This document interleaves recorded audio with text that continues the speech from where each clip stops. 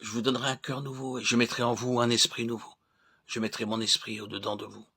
Ézéchiel 36, 26, 27. Dieu s'est révélé à nous dans deux économies successives. La première était un temps de promesse et de préparation. La seconde est le temps de l'accomplissement de ces promesses. Dans l'une comme dans l'autre, c'est toujours l'Esprit de Dieu qui est à l'œuvre, se manifestant selon le caractère particulier de chacune d'elles. Sous l'Ancienne Alliance, l'Esprit de Dieu descendait à certains moments sur les hommes et agissait en eux du dehors au dedans. Tandis que sous la Nouvelle Alliance, le Saint-Esprit entre en l'homme et demeure en lui, opérant du dedans au dehors. Dans le premier cas, l'Esprit est l'Esprit du Dieu Tout-Puissant, du Dieu Saint. Dans l'autre, il est l'Esprit du Père, de notre Seigneur Jésus-Christ. Il ne faudrait pourtant pas croire qu'avec l'Ancienne Alliance s'arrête et finit entièrement l'œuvre de préparation du Saint-Esprit. Cette double action de l'Esprit se poursuit de nos jours encore, et plus d'un croyant arrêté par le manque de connaissance, de foi ou de fidélité ne dépasse guère la mesure de l'Ancienne Alliance quant à l'action de l'Esprit en lui.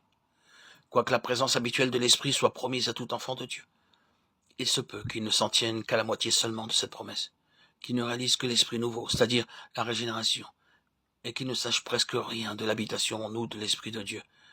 Quand l'Esprit vient convaincre de péché, de justice et de jugement, Jean 16, 8, amener à la repentance, à la foi et à la vie nouvelle. Ce n'est encore là qu'une œuvre de préparation, tandis que ce qui caractérise l'économie de l'Esprit, c'est qu'il vient habiter dans le cœur même du croyant, pour lui révéler la présence du Père et du Fils.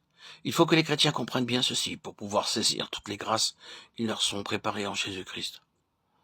La promesse que nous transmet Ézéchiel expose d'une manière frappante les deux grâces successives que Dieu accorde par son esprit. Nous lisons d'abord « Je mettrai en vous un esprit nouveau », c'est-à-dire que l'esprit de l'homme sera renouvelé par l'esprit de Dieu. Et quand ceci a eu lieu, vient aussi l'autre grâce promise. « Je mettrai mon esprit au-dedans de vous », c'est-à-dire que l'esprit de Dieu viendra demeurer dans l'esprit renouvelé. Quand Dieu veut habiter quelque part, il faut qu'il ait une demeure. Avant de pouvoir souffler une respiration de vie dans les narines d'Adam, Dieu avait dû lui créer un corps. Le peuple d'Israël avait dû commencer par construire le tabernacle et le temple pour que Dieu pût en prendre possession. De même pour nous, un cœur nouveau, un esprit nouveau nous sont donnés comme condition indispensable à la présence de l'Esprit de Dieu en nous. Nous remarquons la même distinction dans la prière de David. Il commence par dire « Crée en moi un cœur pur et renouvelle au-dedans de moi un esprit droit ». Après quoi il ajoute « Ne m'ôte pas l'esprit de ta sainteté ». Psaume 51, 12, 13. De même, dans ces mots, ce qui est né de l'esprit est esprit. Jean 3, 6. Ici, nous avons l'esprit divin qui crée et l'esprit nouveau qui est créé par lui. Et encore, c'est l'esprit de Dieu qui rend témoignage à notre esprit que nous sommes enfants de Dieu. Romains 8, 16.